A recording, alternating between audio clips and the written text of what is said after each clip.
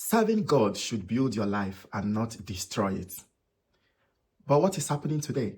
Many believers, very sincere believers, they are burnt out, they are depressed, they are broke, and they are entirely disconnected from their families because of church activities and services.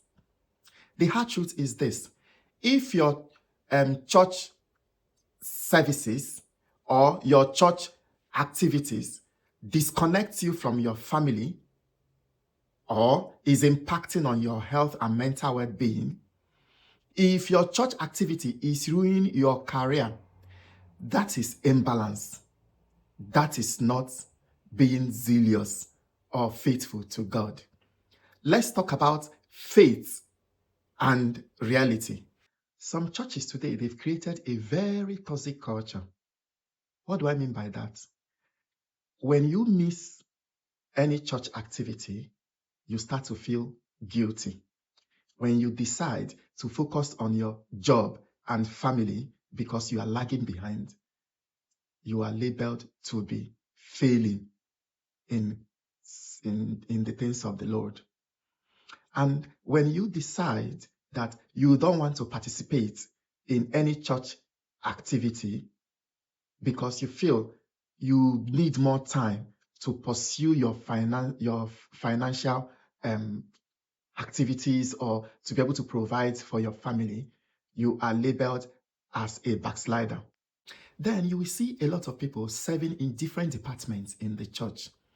They are in choir, they are ushers, they are in drama team, they are in evangelism group, whereas their marriage is suffering, about to fall apart.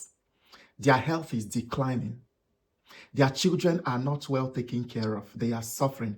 They don't have even that emotional and physical needs that they are supposed to get from their parents. And their businesses keep collapsing, and they call this church work. This is not church service, my friend. And here is the reality that many Christians don't want to hear. God did not call you to save the church at the expense of your own life. Your first ministry is not the choir, the media team, the ushering team.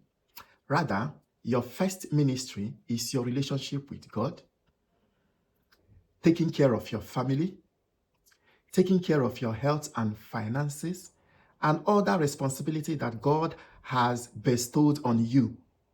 God has given us different roles. As men, what you are supposed to do. As women, what you are supposed to do. And as children, what you are supposed to do.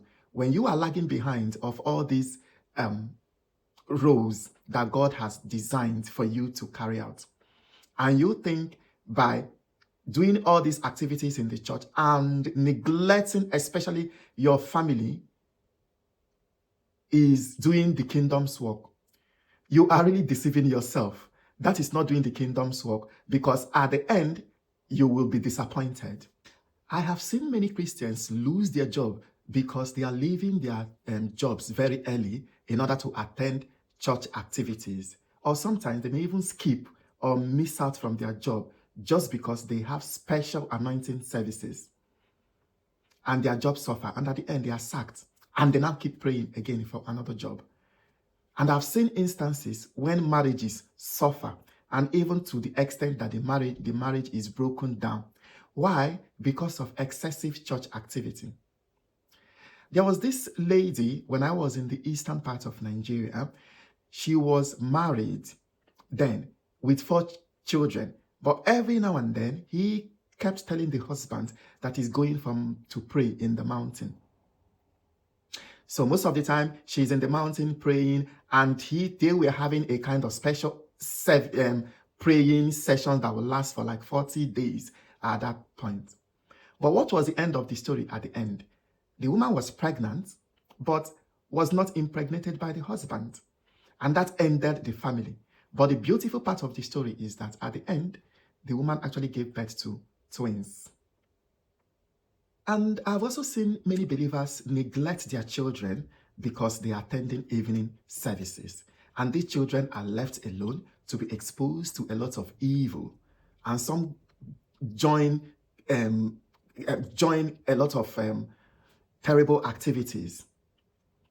And I've also seen scenarios where people, they even break down. Some believers, they break down, they fall sick, they're admitted in the hospital because of exhaustion from too many church activities. I think it's high time we started to think about these things, that these things are not actually the real service that God requires from us. Our real service to God should be to have a personal relationship with Him, to protect and take care of our family, our husbands, and our wives, and our children, to take care of our finances, our jobs, and be able to take care of the personal responsibilities that we are supposed to take care of. I believe that services to God should make you a better spouse, a better worker, a better believer, and not an angry, frustrated, and tired Christian. But the question is, so what is the balance? True spirituality should make us to understand that you can miss a church activity and still be faithful to God. You can take care of your family, be committed to your family, and still be a good Christian.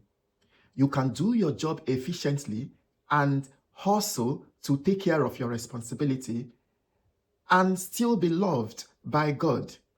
You don't need to abandon all these things.